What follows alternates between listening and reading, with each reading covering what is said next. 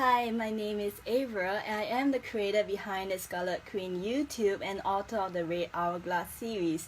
My YouTube channel, the Scarlet Queen, has 2 million views worldwide, and I had started the channel way back 3 years ago. And I first started out with filming a video every day for 30 days, which is kind of a personal challenge to myself. And so I uploaded a video of myself for 30 days as 2 characters, Risque and Cheryl. So basically it's about the Scarlet Queen who has Risque and Cheryl, who is in the same body, and they are the light and dark selves.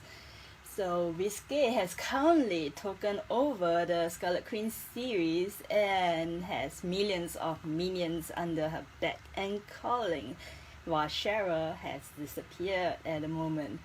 And also I had published the Red Hourglass series since last year. The first book was out on Amazon. The Red Hourglass is out, and it's a series, a thriller series. Basically it's an espionage undercover spy series about a group of girls who are trained to become assassins, and they are captured by this woman called the White Queen. And the White Queen basically trains these girls to become assassins for the greater good of the world. So in the Red Hourglass, it's set in New York under Janet's point of view. She got rescued on a subway station after running away from home, and that's how the story unfolds. But she falls in love with her victim, so we'll see towards the end of the book who she will choose. And in the second book, The Blue Ochre, is set in Shanghai from a different Asian point of view, and it chronologicals a different point of view from an Asian who, before she became an Asian, she was just a little girl in Hong Kong, and her family ran away from Hong Kong to New York, and then she got sent on a mission to Shanghai. So it's going to be a really interesting cultural in-depth look into China, and also it's about America and China, and how the decline of America and the rise of China is in our world right now. It's kind of relevant themes in this book. So it's a lot about corporate espionage, going undercover to, in organizations, where the money is going, and how they actually instill justice in the world through their actions. So a lot of people are quite interested how I actually started the YouTube and book series. So basically, when I was a really young child, I spent most of my time in the library reading lots of books. I was quite a bookworm in my childhood years. I could spend a whole day in the library and borrow lots of books, and that's what I did. And after that, I decided I want to become a writer. I want to write my own books because I just love reading books, and I don't know why, but I feel that there's something I could write and contribute to the world that is not what I'm reading at the moment. So I spent many of my years pondering, dreaming, fantasizing to be a writer one day. When it came to college, I decided to actually go into business school instead of creative writing school. It was kind of because there was no creative writing programs in my area at that time, and I thought that I would pretty make a good business person as well. And if I have a successful business, I could write freely without being commercially viable. I don't have to write commercial fiction because I have the finances to write whatever I want. So that was what I thought when I was 18 years old. So I got myself into business school, I got myself a degree, I got my online business started, and now I am a full-time writer. Because after starting my business, I had the confidence to write whatever I want without having to worry about pleasing anyone, pleasing the editor or any readers, or writing an article for the sake of making ends meet. So I don't have to worry about my finances at this stage of my life. So I have I can focus on just creating content that I think is missing, and I would like to see more of them in the world, such as my YouTube series is a roleplay fantasy BDSM series with lots of underlying tones about minions and control and dominance and submission. So these are the kind of themes that resurface in all the things that I do again and again. It's a kind of subconscious thing. I don't consciously write about those topics. It just resurfaces in all the content that I create. And the YouTube series is really successful. 3 years running, there's a video release every week. There are 5,000 subscribers right now, and my books are gaining momentum at the moment. So I will be releasing a book every year on Halloween on 30th October in the Red Hourglass series. And also I will be releasing my poetry books and short stories over the next few months, which have to do with my exploration on the meaning of life and also BDSM and sexuality. So this is all things that I do on a daily basis, and you can actually find out a lot about me on my website, thescarletqueen.com, where my videos and books are. You can subscribe to my newsletter and get advanced copies and latest updates of what I'm doing at the moment. So this is who I am, and my name is Avra, and I am the creator behind the YouTube series as Risque and Cheryl, who is the same person, which is the Scarlet Queen.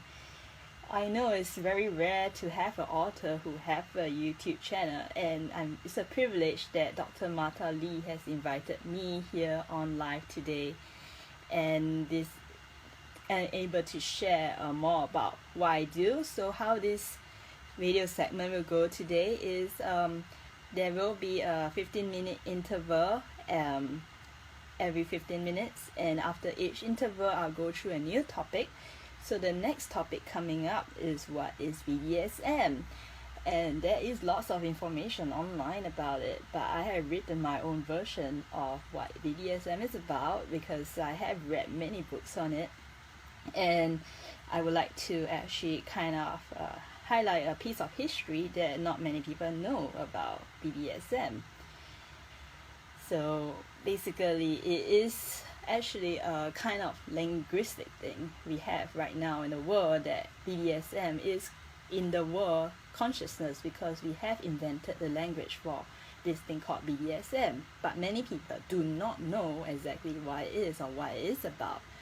So in the next segment I will actually explain what it is truly about bit by bit, and how I actually stumbled upon it, and how I started to research on it and started to recur in all my creation and content. And actually it may be part of everyone, and it's nothing different to be kinky or non-kinky persons. Actually maybe we are all kinky people, it's just that we are suppressed in the modern day and age because of certain societal expectations. So this is what we actually explore in BDSM, is what is being suppressed and what is actually natural to us humans actually. And this is a theme that I research a lot on. So this is what I will go through later after the break, which I think is coming up at a 15-minute mark soon.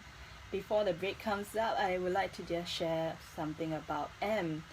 Before I could complete my books and videos, I met a guy called M, and he was the catalyst for me actually becoming a full-time writer. Without him, today it would not be possible for me to create so much worlds of art and beauty. He gave me the inspiration to be myself, and he accepted me for who I am. We are not together in this life for sure, but because he kind of saw me for who I am, and it was the first person in my life who actually kind of told me, hey, you know, you could be a writer, you could do so many things in your life, and without him I wouldn't have that inspiration to do this, what I am doing right now. So although we may not be together in this life, who knows in the next, but we are definitely not in contact at the moment. But yeah, he was a really big key in the whole series, so you can actually read about him in my poetry book. The Chase is actually written for M, and it is the story before the Scarlet Queen, of what happened before I did the Scarlet Queen series. And he was such a deep impact on my life. We barely met more than 5 times, but you know, when you have this person in your life who sees you for who you are, it changes everything. And I'm glad to have that in my life. And basically, Dr. Mata Lee has invited me on this show today to share my knowledge on BDSM, spirituality, minions, roleplay, to talk about my works. And it's amazing to just have this connectivity with the world right now on the virtual space, having people listen in to what I want to share and contribute to them. And it's not like I'm just talking to 10 people. I have the potential reach right now on this radio show to speak to millions of people. And this technology was not possible before in the past and now.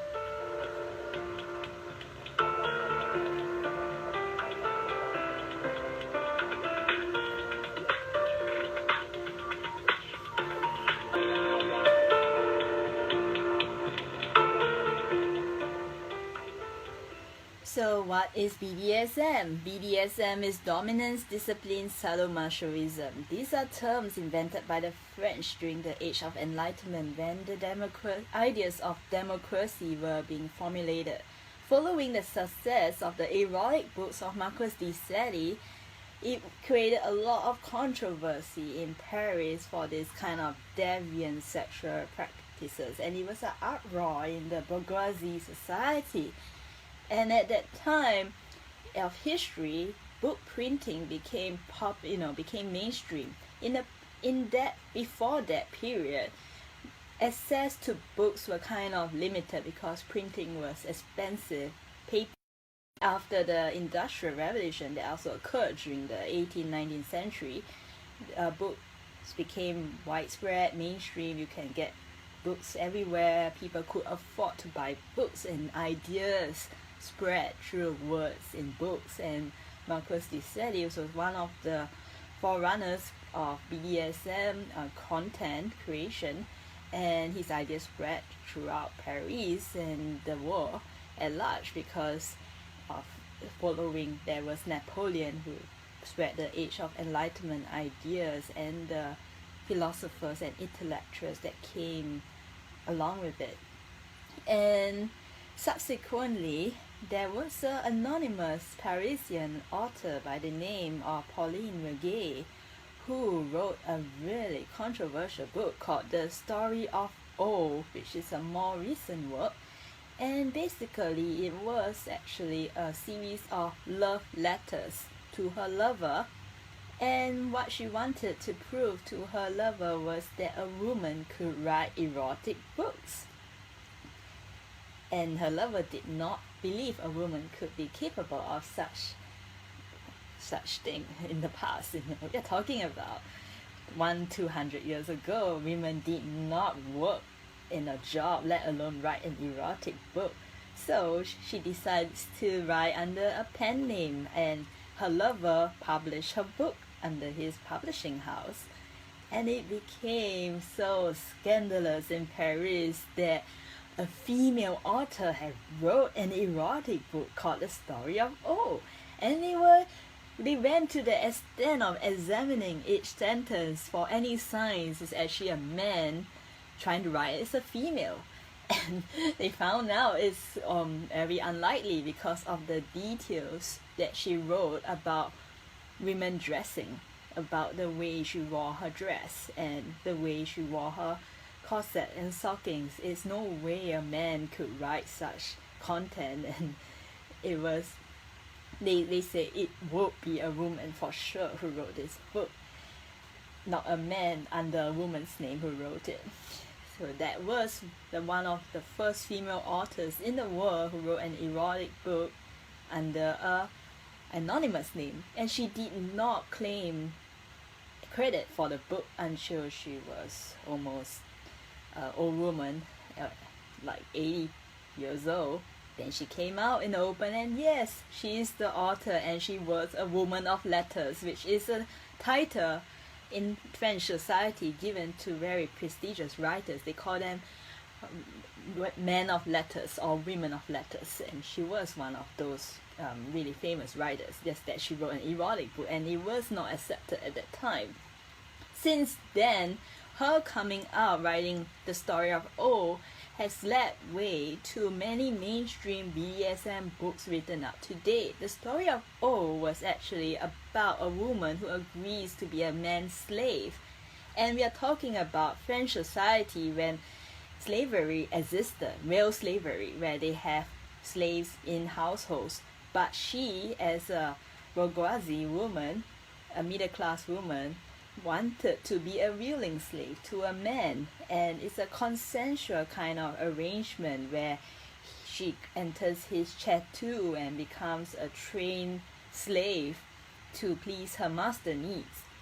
And since then, you can see there's a lot of similarities between the story of O and our current fiction, which is 50 Shades of Grey. You can also watch The Secretary, which is about a lawyer and the secretary, and she works for him as a secretary, and she pleases him because the lawyer is her master. So we have a lot of recurring BDSM content right now based on the story of O, about a woman serving a man in a safe, consensual relationship where they can trust each other. And it's different from slavery, which was more like a forced arrangement. In BDSM, what we talk about slavery and submission is more like an arranged concept, which people trust each other to engage in adult activities. So this is kind of the shift that happened over the last few centuries, and this is why we have BDSM today, thanks to the French. So I have a question from a fan called Minion Author. He sent me this email earlier on the week, and I told him, yeah, I would reply to your email on my radio show. In his question, he asks, can you explain what turns you on about tying someone up and dominating him? I have never done it before. I don't really want to tie anyone up, but I constantly fantasize about being tied up by you or a goddess like you. From my perspective, the turn-on would be feeling of surrendering completely to someone I adore and trust, combined with the danger of not knowing where she will push me beyond self-imposed constraints, and I would never otherwise explore. And the thought of my total subservience would somehow turn on the goddess. That's the part I would love to understand. From your perspective as a goddess in control, does it only turn you on when you are sexually attracted to your submissive? Or do you get a feeling of power that turns you on regardless? Firstly, I would like to clarify, I am a switch. A switch in a BDSM language, what we mean by it is we switches are both tops and bottoms. We are both dominant and submissive. We have two roles in one. And a switch is 5% of the BDSM community. You don't meet a switch every day. So we are like a rare breed. We can actually be in both roles with the same partner. I know other switches may have to dom one person and be submissive to another, but for me, I can be a switch with the same partner. And I discovered this recently, that I'm a switch as well. So I was pretty confused my whole life. I thought I was more on the submissive side, but actually I'm a switch because I like to dominate people. And yes, we do get a high, a kind of like, I would describe like when you drive, you have a kind of control over the car and the adrenaline high. And when I get to control someone, I get that same high. So I do get a sense of pleasure that I want to control someone and dominate someone, because it does give me a high and it does turn me on. And I rediscovered my dominant side only, through experimenting in a very safe and trusting relationship, of course. And it is a kind of journey of self-discovery that what gives you pain or pleasure, and there's no right or wrong answer to this. You can also contact your local fatlife.com. You can go on fatlife.com and contact your local munch to talk to your moderators in your local area to know more about BDSM. If you are top or bottom, submissive or dominant or both, you can talk to the moderators there and the people there, and they will help you to figure out what you are. And they are very helpful. I have visited the munch community around the world so far, and they have helped me to explore and discover different sides of myself. So there's no end to the journey. Right now I can declare that I'm a switch, but who knows, from now I may be something else. So the language is expanding, the vocabulary is expanding.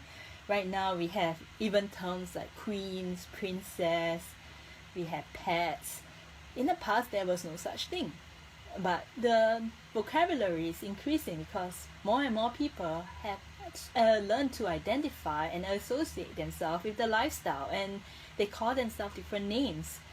So on Fat Life, you can call yourself a name that you like. If you are dominant, you can name yourself a dominant, and then you can kind of explore that with people and go to the outings, go to the gatherings and meet other people, because you cannot discover this on your own.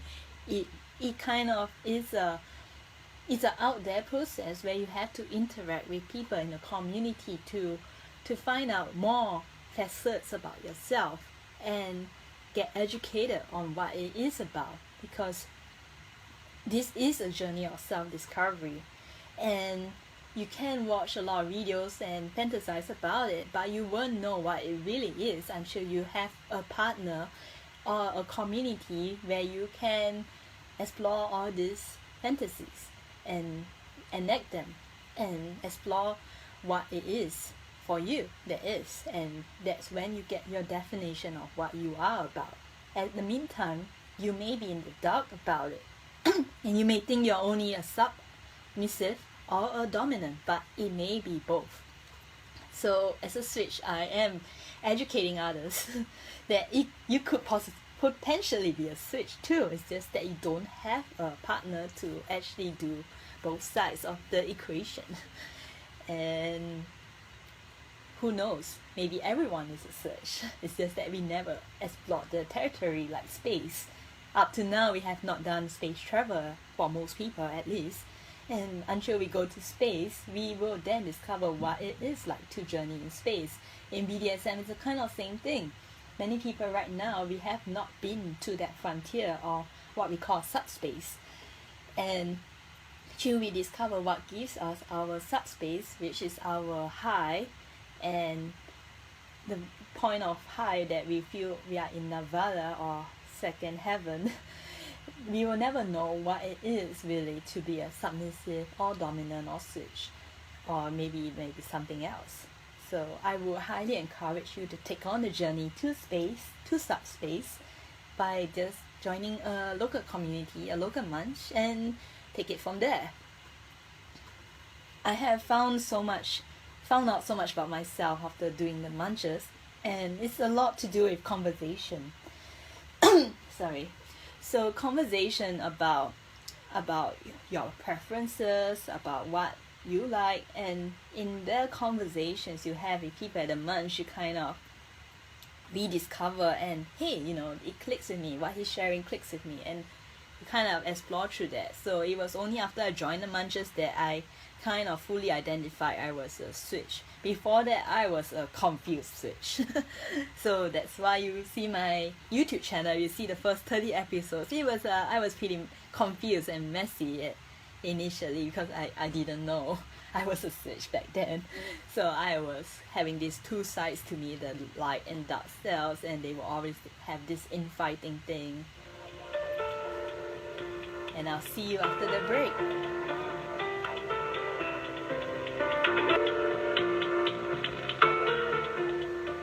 I am back on the show, and now we are going to talk about spirituality and sex.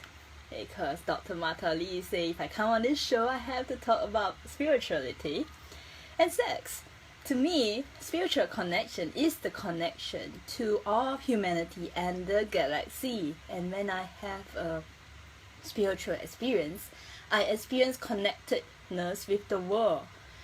Like, I am the world and the world is one. It's a shared humanity we have. And when I get to that spiritual side, I feel a sense of sharing and oneness with the world. And what really troubles me right now is the Syrian refugee crisis. And when I feel so deeply for the world, I also feel for the suffering of the world. And I really hope that one day the world would unite under one entity, not as separate countries, but as one world, talking about a one world government, a one world organization, that we could work together as a world to resolve the world's problems and not be divided by countries, by regulation, by who has more weapons. And I feel really upset when I think about these worldly issues, that there's still hunger, there's still starvation ongoing, although we are in a time of the earth where we are full of abundance. We have technology to feed the world, but this is not happening yet. And I believe the world should work together to resolve its problems. And we may be the only intelligent life in the galaxy. And we should use our intelligence to preserve the natural resources of the planet. But at the rate we are going to destroy our planet in maybe 1,000 years' time. According to Stephen Hawking, that we may even invent the very thing, which is artificial intelligence, that may destroy us, because artificial intelligence could gain access to our nuclear codes and destroy humanity. And before that happens, we have to colonize other planets and go on space travel to make sure that our species do not go extinct like dinosaurs. And it may be actually our sole purpose, our biological cells, our sole purpose is to procreate and propagate our genes due to our biological construct. Genetically, we are kind of engineered to procreate and have sex. If that's the thing. And I link my spirituality with science, and I explore this in my poetry book In the Chase and my short story The Prince as a science fiction element to it. Basically, spirituality to me, as we know it, is kind of defined right now by the laws of physics. Physics have now found out that we are living in an ever-expanding universe. We used to believe that our world was flat, and the Earth was in the center of the galaxy. But now physics have kind of overturned that and said, hey, Earth is one of the planets rotating around the sun, and we are just in a galaxy of many galaxies in an ever-expanding universe. And this in terms gives me a spiritual outlook to the meaning of life, because if we are in this ever-expanding galaxy, we have an ever-expanding consciousness. And as humans, we could use our ever-expanding consciousness to explore unknown frontiers and territories. And maybe at the end of the day, the meaning of life is to procreate. As morbid as it sounds, but we are the only intelligent life who can think beyond that. For animals, they don't think anything else, they just do it naturally. They biologically have their hormones to procreate, And humans, we can go one step further and ask what is next after procreating. And we can have a spiritual experience with sexuality, and we are one of the only specimens in the world to actually enjoy sex for pleasure, other than dolphins.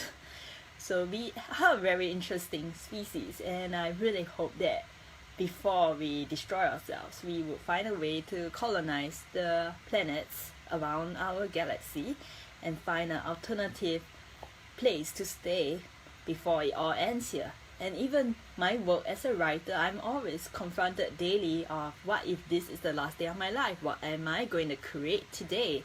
And it may be actually whatever I do today is all for nothing, because we don't know how long this knowledge will last and whether my books will last beyond my lifetime, because we are just a really small fragment of time. We are like, human lifespan is maybe 80 years, but the cosmos, they are billions of years old. So we are just a really small, insignificant impact. Whatever we do on the galaxy, we are talking not about the world, but the galaxy, we have a really, really small impact as humans. And I think if we actually join our efforts as one world, one entity, we can preserve our humanity and start to colonize planets and explore the frontiers. I know this is kind of crazy sounding, because it's not what people would think of every day. Most of us are just concerned about, where am I going to work? When is my paycheck coming? When is, I'm going on my next holiday? We don't think about how to preserve humanity, how to save us from extinction. This is not a daily conversation or topic that we think about, but as a writer, this is what I think about every day. And I know that right now, most of the people in our current modern day society are more interested in materialistic acquisitions, in getting more and more and more things. And it's a kind of commercial thing going on, a consumerist society going on, that we have this never-ending increasing need for unlimited wants. And this creates jobs and businesses, but it's also detrimental to the natural resources of the world. And I hope we can evolve beyond that and think one step ahead. So this is what I want to achieve in my writings, in my content, to make people think, what is next? What is after all this money we have? Is there more we can do for the world? Can we resolve the world's problems? Can we save, children who are the refugees? Can we adopt them?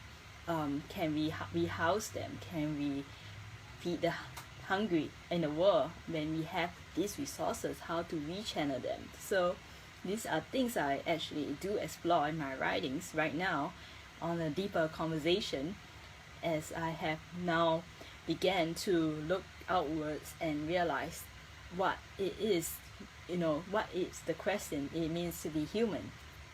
So I hope that, when you go on my website and read my books, you start to think about these things that is beyond your daily kind of construct and what the society have handed down for you, and start to think on the bigger scale about the universe and all the unknown secrets beyond our galaxy. What it is there intelligent life out there? What is next for us humans? So when I was a child, I was really interested in physics, and I was intrigued by a computer game about solar planets in our galaxy. I was drawn to the concept of time on our planet, and we have 365 days in a year, and that's the amount of time it takes for a planet to orbit the sun. For other planets, they may take 200 days, or they may take 5 years to orbit the sun. And if a human is born on another planet, we will age differently. Instead of 20 years on Earth, we may be only 4 years old on another planet. So our concept of time is linked to our sun and our Earth orbiting around the sun. That is the human concept of time and how time is passing. We have 24 hours, 60 minutes, 60 seconds. It's all determined by actually how the Earth moves around the sun. So to put it in perspective, time is a concept invented by humans to determine second by second what we are doing at each moment. And we have to understand what time is about in order to use time well. So this is what I explore in my story in The Prince, which is basically a prince who wants to have all the power in the galaxy. So he goes on a hunt for a meteorite, a blue meteorite stone that will give him control and power over the whole galaxy. And after he left, he was actually engaged to a princess, and the princess did receive an engagement ring from the prince, which contained a tiny little stone of the blue meteorite. And after the prince disappeared, she realized that her engagement ring contains the special meteorite stone that gives her superhuman powers. And she could use the stone to bend people's will, to submit to her will, to get her way around things in the castle. And she could make everyone kneel and become her minions, and she became a kind of like a really dark queen because of the prince's disappearance. And she uses the meteorite to entertain herself, the power of the meteorite to entertain herself by making her minions slap themselves for her entertainment. So this is the story I'm writing about right now, called The Prince. It will be out next year, so if you get on my newsletter on my website, you will actually receive notification when it's out. And basically why the prince disappeared is because he enters a different space-time conundrum by mistake on his hunt for the blue meteorite stone, and he can't come back to the universe because he has entered a different dimension. So it's kind of like my thoughts on, we have all this an increasing need to have more power, have more money, so we can control things and people around us. But what it is really, at the end of the day, what does that give us? Does it give us real love? So that is what I explore in the Prince. And the princess has right now have made a subservient populace dependent on her will. And it's kind of fun to write it because she does lots of crazy stuff with her powers as a princess in the story. And this is something I'm really excited about working on. It's only about 5,000 word short story, but writing it really opened me up to a world of space travel and physics, which is amazing.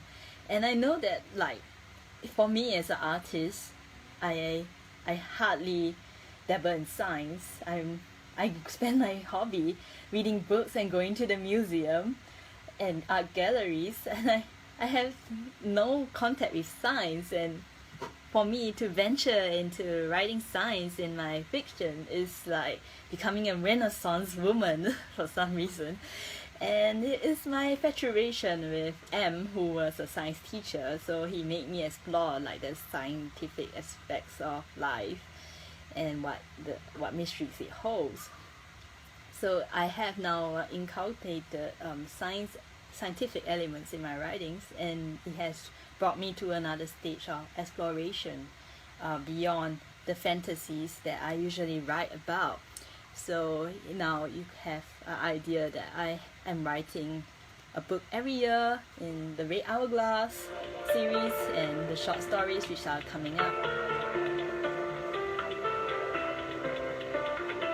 So I'm back, and now I'm going to go through the next segment, which is what is minions and roleplay. So what is a minion? A minion is simply one that follows orders without question and is happy to do so. And in the movie Minions, it's about a group of minions who want to serve a powerful figure. The word minion stems from the original word child. So what is roleplay? Roleplay is about enacting one's fantasies in a safe setting. Some of our fantasies are not socially acceptable at the moment, and roleplaying allows us to release our suppressed desires. In a male-dominated world, sometimes men want to lose control and submit to a female. In primitive hunter-gatherer societies, there was gender equality and no materialistic acquisitions, and everything they had was shared with the tribe. So, in the modern world, an increasing pressure on men to acquire financial resources for women has led to a stage where men feel increasingly frustrated at their roles and responsibilities as a provider. Role-playing allows men, even women, to release this frustration and revert back to their natural state. So what is female domination? Female domination, what we call femdom, is actually submitting to a feminine power to release responsibilities for that moment of pure bliss and freedom. And right now, I wrote, before I go on to the roleplay segment, to invite you to roleplay as a minion, I would actually like to answer a question by a fan. He has asked, what is the difference between a minion and knight? And basically, a minion and knight, there's a difference, and in my YouTube channel at least. So what I would say a minion is a completely submissive, subservient minion who will just obey commands without question. And a knight is someone who is like kind of a switch, you know. He has this like dominant thing going on, but he also likes being a minion and has this submissive thing going on. So knights refuse to be called minions because the dominant thing going on, and they just want to express themselves. So basically, yeah, that's the difference between a knight and a minion. And a knight can also display knightly attributes, like they can, you know, they they can kiss a girl's hand or feet. So, you know, what you think of a knight in those days where they serve dames, you know, where they would actually serve women in the past, chivalry.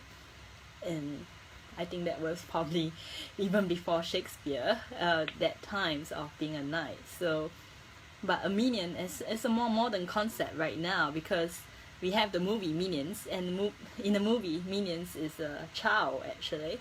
So they are just a bunch of minions who love to play, and they are children, and it's kind of fun to imagine one is a minion. And this is a very recent thing that we have a mainstream language of what it is called minion.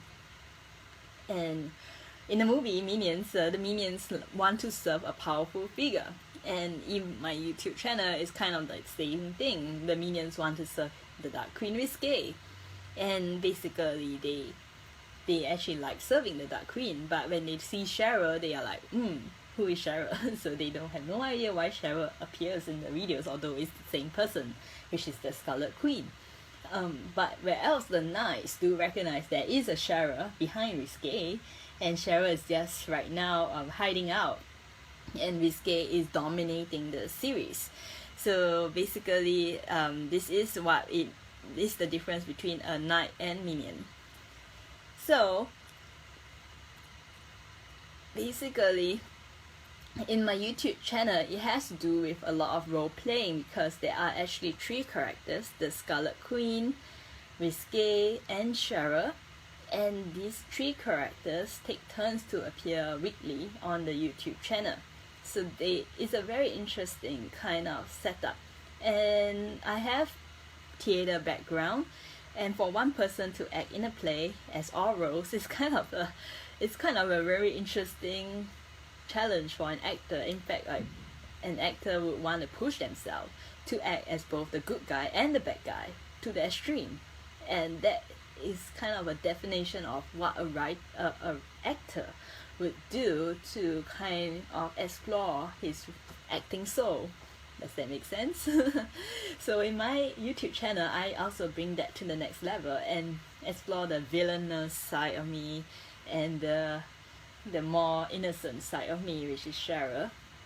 And I play it out in a kind of role play setting, taking turns. One is Risque, the other one is Cheryl, and sometimes the Scarlet Queen herself, who is the creator, she comes on to show, hey, I'm here, I'm both person actually, just that they are just messing around with my camera and uploading these videos on YouTube, and I don't know what the hell they are doing.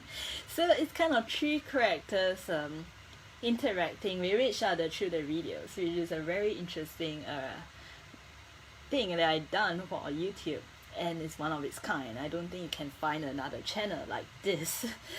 So it's a unique channel, and now minions love to go on it to roleplay as minions. And right now I'm gonna invite you to be a minion. So basically, you just have to listen to my instructions and just obey my commands, and just imagine you are role playing, and I'll be Risque, the Dark Queen. So right now, you are a minion, and a minion must listen to instructions.